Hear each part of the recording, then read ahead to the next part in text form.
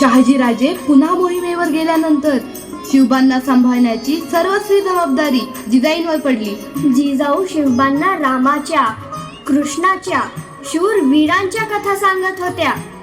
माँसाहेबांसोबत शिवबा पुण्याला आले.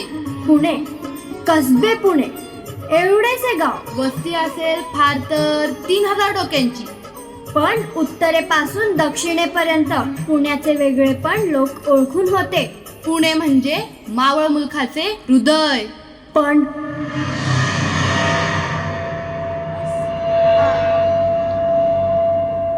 पुण्याची पार